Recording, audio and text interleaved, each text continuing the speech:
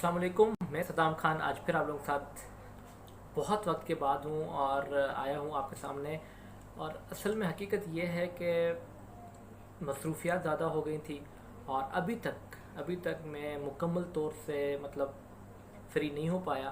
पर कुछ चीज़ें मैंने ऐसी देखी कि मैंने कहा कि यार ये वक्त है आवाम को इस चीज़ से आगाह करने का।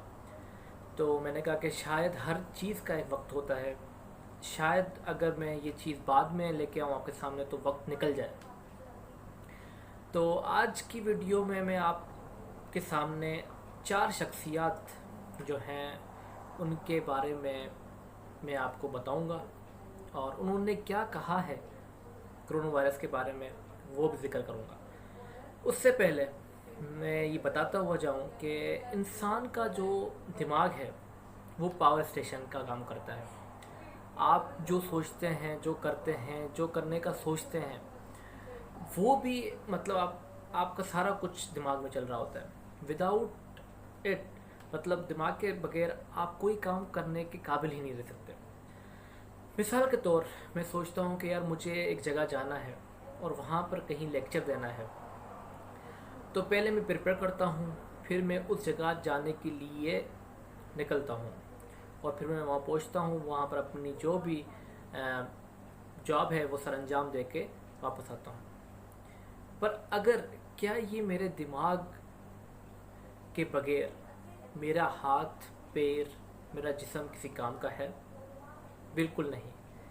तो क्यों ना इस दिमाग को काबू किया जाए, क्यों ना जो पहले ड्रोन फेंककर और लोगों को मार दिया जाता था, उसमें नुकसान होता था, पैसा भी ज़ाया होता था और ऊपर से बदनामी भी होती थी, तो अभी क्यों ना ऐसा किया जाए कि लोगों को दिमागी मफलूज किया जाए, कि उनका दिमाग को ऐसा ख़राब किया जाए, मेंटली उनको ऐसा इल किया जाए कि वो ज़िंदा रहने के बावजूद भी ज़िंदा ना हो, उनकी एग्जिस्टेंस को माना ही ना रखती हो।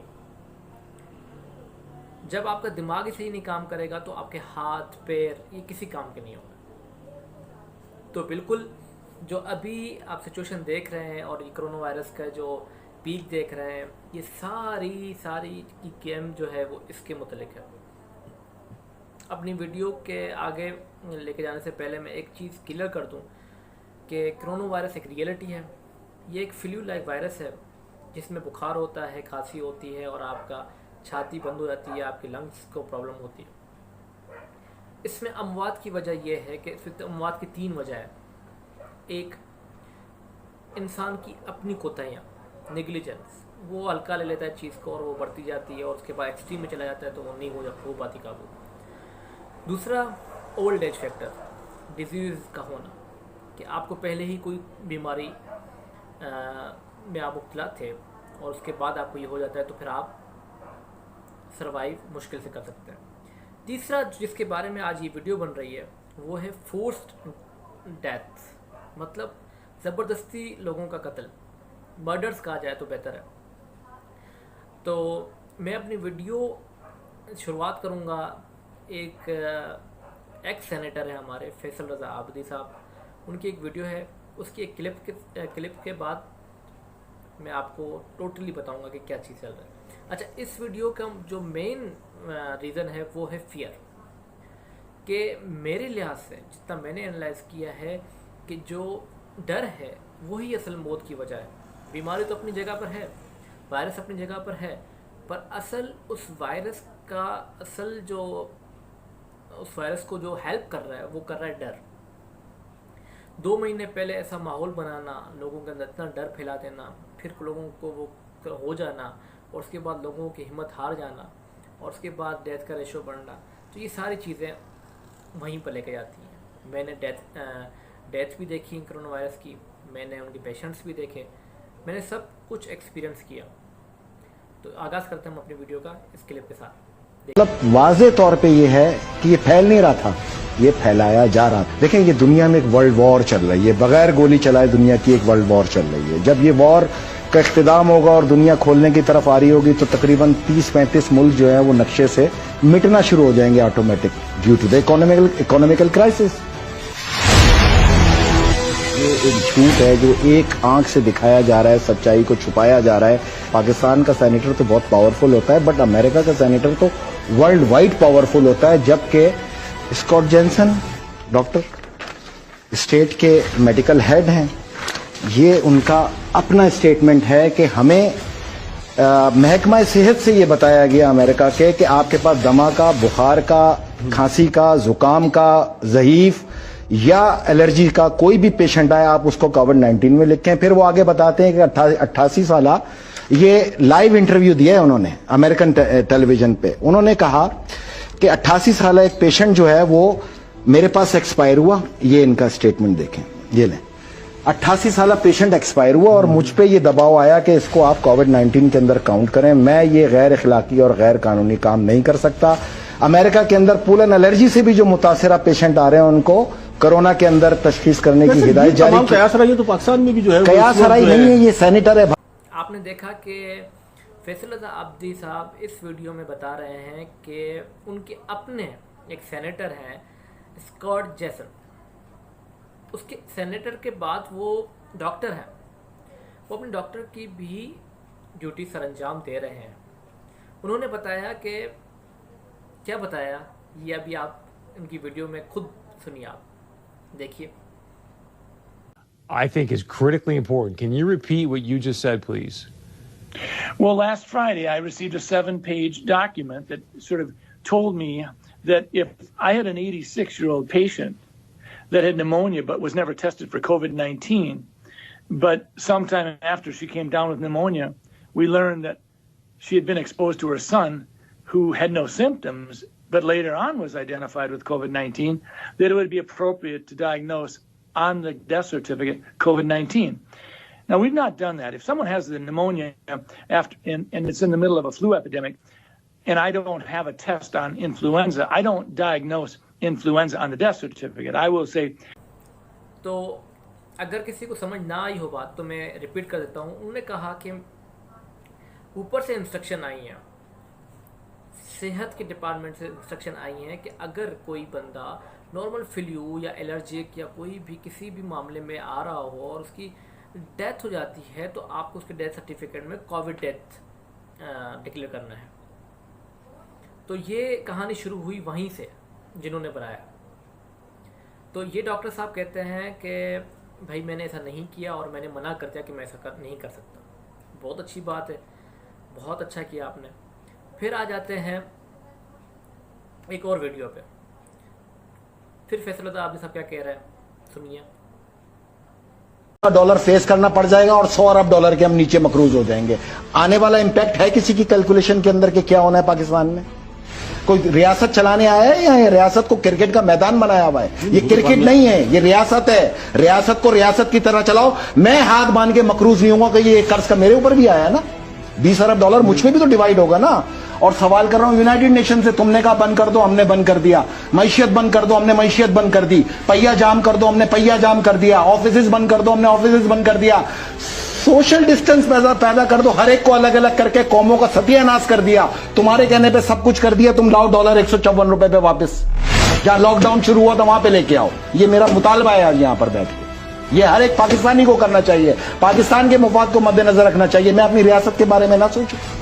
पूरी दुनिया की करेंसी जो है वो डिवैल्यू हो रही है। पूरी दुनिया की नहीं हो रही है, एक को छोड़ के पूरी दुनिया की हो रही है। ये कहिए आप, जो सच है वो पूरा बोला जाए पाकिस्तान के अंदर, एक को छोड़।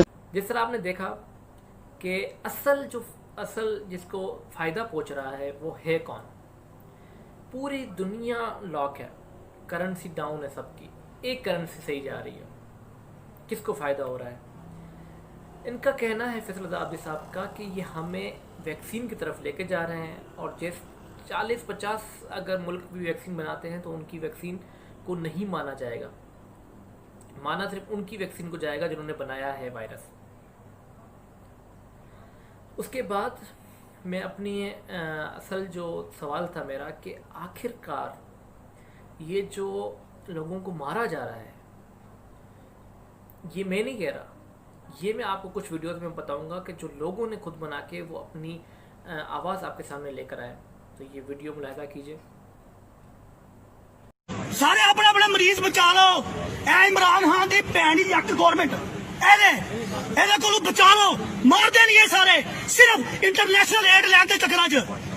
ਕਿਸੇ ਨੂੰ ਕੋਈ ਕਰੋਨਾ ਨਹੀਂ। ਇੰਟਰਨੈਸ਼ਨਲ ਲੈਵਲ ਤੇ ਦੱਸਦੇ ਨੇ ਕਰੋਨਾ 5 ਲੱਖ ਰੁਪਇਆ ਮਿਲਦਾ ਉਥੋਂ। ਸਹੀ ਕਹਿ ਰਹੇ ਭਾਈ ਅਸੀਂ ਵੀ ਉੱਥੋਂ ਆਏ ਜੱਟ ਨੇ ਸਾਨੂੰ ਭੇਜਿਆ, ਕਹਿੰਦਾ ਤੁਹਾਡੀ ਮਾਲ ਕਰੋਨਾ ਨਹੀਂ ਹੈਗਾ, ਨਾ ਹੈਗਾ ਨਾ ਤਾਂ ਹਾਂ ਚੀਜ਼ ਨਹੀਂ ਹੈਗੀ, ਜਾ ਕੇ ਇਹਨਾਂ ਨੇ ਬਣਾਇਆ। ਸਹੀ ਕਹਿ ਰਹੇ ਆਪ ਮੰਗੇ ਮਾਰਦੇ ਨੇ ਪਏ सिर्फ और सिर्फ इस जलील हुकूमत की वजह तू इंटरनेशनल लेवल दे जाके कहने ने पे किसी को 5-5 लाख रुपया लिए सिर्फ अपने कर्जे बचाने से। कोरोना भैंस रह जाता है, 4 दिन हो गए कोरोना, 3 दिन पहले टेस्ट इतने होया है, अभी तक रिपोर्ट नहीं आई, तुम सड़क आवाज कर दे ਉਹ ਭਾਈ ਉੱਥੋਂ ਆਈ ਰਿਪੋर्ट कि एक बच्चा 24 साल जिसकी उम्र थी, उसको उसके घर वाले हॉस्पिटल लेकर आए और उसको कोरोना के कुछ सिम्टम्स से उनको यहाँ पर लेकर आए, और जैसे वो उसको यहाँ पर लेकर आए तो डॉक्टर्स ने कहा कि इनके टेस्ट वगैरह करवाएं, इनका हम ट्रीटमेंट करते हैं।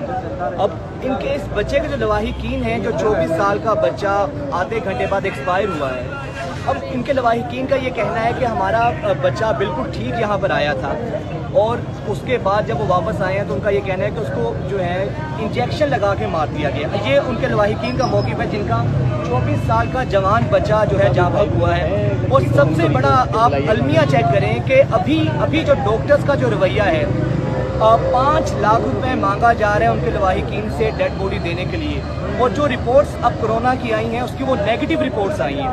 इतना बड़ा ये जुल्म अजीम है। एक तो आपने उनका जवान 24 साल का बच्चा उनसे छीन लिया, और उसके बाद डॉक्टर्स जिनको हम मसीहा कहते हैं, और मसीहा नहीं, इस हॉस्पिटल के डॉक्टर ये कसाई हैं। अब उसका आप देख सकते हैं कि उसका बाप किस तरह वहाँ पर, किस तरह उसका बाप वहाँ पर देखें धाड़े मान के रो रहा है। और आप देखें जुल्म सितम ये है कि पुलिस को तो यहाँ पर बुला लिया गया, लेकिन अब डेड बॉडी नहीं दी जा रही और कहा जा रहा है 5 लाख दें। एक तो तुमने उनका बच्चा उनसे छीना है, उसके बाद आप उन लोगों से पैसे मांग रहे हैं। इतनी सफाकियत, इतना जुल्म सितम ये हॉस्पिटल के मुलाजिम हैं। ये आप देख सकते हैं कि डॉक्टर की हठधर्मी है। अब जब उनके बच्चे जो हैं, आप उनके बच्चे, ये भाई है उसका, आप इनसे बात करके देखें कि जिस तरह कहा कि भाई हम अपने भाई को सेहतमंद लेकर आए थे, थोड़ा सा उनको मसला था, और उसके बाद इन्होंने उसकी डेथ डिक्लेयर करके हमें बताया, और उसको देने के लिए भी मतलब वो पैसे मांग रहे हैं। अच्छा चले, ये तो लोग हैं, चलो लोगों ने ड्रामा किया होगा, आपने एक यूं ही बनाया होगा। मैं आपको एक डॉक्टर साहब की बताता हूँ बात, जो बहुत बड़े डॉक्टर हैं और कैंसर स्पेशलिस्ट हैं, और ट्रेनिंग देते हैं पाकिस्तान में, और उन्होंने उनका तकरीबन 15 से 20 साल का एक्सपीरियंस है फ़ॉरेन। तो उनका नाम है डॉक्टर मोहम्मद इकबाल आदिल। इनकी वीडियो भी आपको यूट्यूब में मिल सकती है अगर आप इनको सर्च करेंगे कि इन्होंने क्या कहा है। देखिए डॉक्टर साहब क्या कह रहे हैं कि असल में लोगों को मारने से फ़ायदा क्या हो रहा है। कोविड-19 पॉजिटिव मरीज को डिक्लेयर किया तो आपको 13,000 पर पेशेंट के हिसाब से ट्रस्ट को मिलेगा जी। और अगर अस्पताल को और अगर आपने किसी मरीज को कोविड के साथ वेंटिलेटर पे डाल दिया, जो कि वहां से कभी पेशेंट नहीं निकलता, और ये बात भी बताऊंगा कि वेंटिलेटर का नुकसान क्या है, उसको कोई फायदा नहीं हो रहा बल्कि हम डैमेज कर रहे हैं और हम मार देते हैं उल्टा जी। तो कभी भी वेंटिलेटर से आता नहीं, और जो अकॉर्डिंग टू दी जो फिजियोलॉजी है बॉडी की, उसके मुताबिक वेंटिलेटर जो कि इतना पॉजिटिव प्रेशर होता है वो एल्वोलाई को वैसे ही डैमेज कर देता है, मरीज वहां से नहीं निकलता। और उसमें लपेट के रखना जी। उन्होंने फिर ये कहा कि अगर आप कोविड पेशेंट को वेंटिलेटर पे डालते हैं तो $39,000 will be for each patient her trust जो ट्रस्ट को मिलेगा वो इसलिए देंगे ताकि वो नंबर बढ़ाए ना। जब भी आप देखते हैं इंडिया में, पाकिस्तान में, दुनिया में बहुत बड़ी इन्वेस्टमेंट है।